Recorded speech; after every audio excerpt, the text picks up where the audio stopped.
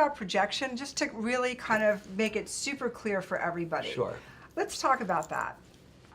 So my understanding of projection is for somebody to hold a narrative or some series of notions that actually have no basis in reality, or maybe a very small basis in reality, but they've blossomed into some kind of crazy story. And then they will take that story and place that story on you. So if people are projecting, they're actually projecting or placing all kinds of stories about the person that have no basis in reality. Right. And then they are relating to that person based on their projections. Absolutely. So it's as if we have, like the Michelin Man, these kind of like big balloon. Sure. So if you can imagine two of those, and we look two of those balloon men, and layer after layer after layer after layer around them is a layer of protection, another layer of protection, another layer of protection.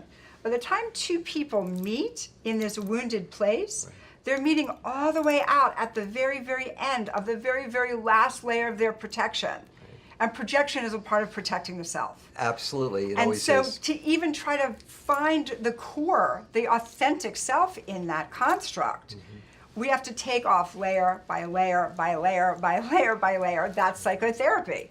That's what I'm doing with clients wounded in this way.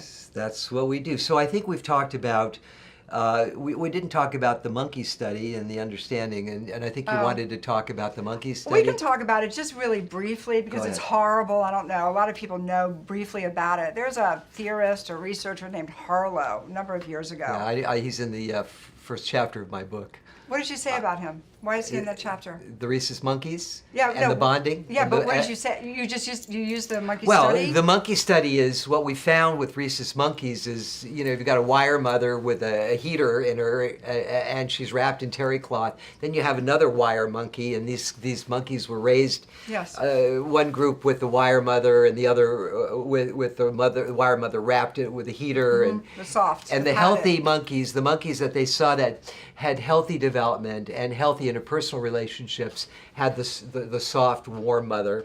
And the ones that became isolates and couldn't relate to anyone or anything had just the plain wire mother.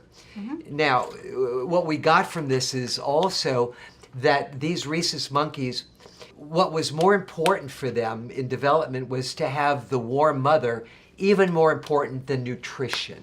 Well, that was the theory at the time. At the time. Right? So the theory at the time was, and this is what Harlow tried to either prove or disprove, there was an initial belief that bonding occurred with the person that provided the food. Right. And that's what this study was actually set up to either prove or disprove. That's correct. And so the wire kind of armature, like a mannequin, the wire mannequin is actually the mannequin that the monkeys got their food from. Right. But the padded mannequin was what the monkeys clung to. That's correct. For security, safety, and regulation. Absolutely. And so what was then proved, supposedly, in this study, and there were three, as I understand it, there were three things that were done there. Yeah. Monkeys were, one, isolated completely, right, which they could never recover from that. They could never socially bond or anything like that.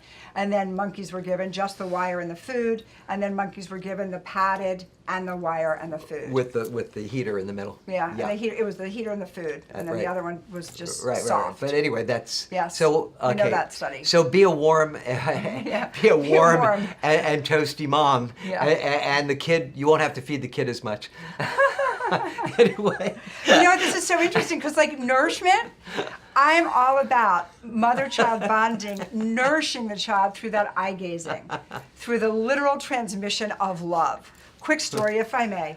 When my son was very young and I'd pack him lunch for school, and every day he'd come home from school and I'd say, how are you? How was your day? Did you eat your lunch? And finally he said, why are you always asking me if I ate my lunch? And I said, because I love you and I make your lunch with love, and if you eat the food that I made you with my love, it feels like you're actually able to metabolize how much I love you.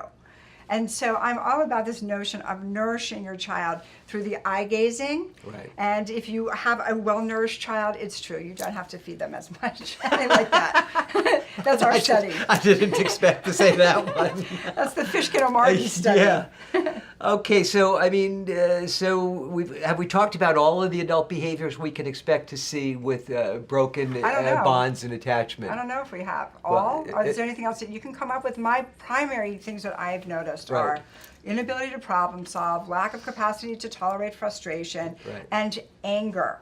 And also this behavior that tracks back to childhood, this kind of like jet skiing across the surface, Right. really the inability to stay with anything. Right. So it's taking in information in bites Right. as opposed to actually taking in a larger piece of information and then synthesizing it and understanding it through your own experience. But that takes introspection and Self-awareness. and self-awareness and a certain amount of self-like. That's all because true. you have to like what you're feeling inside and not reject it or try to block it out or resent it. Well, you don't even have to like it.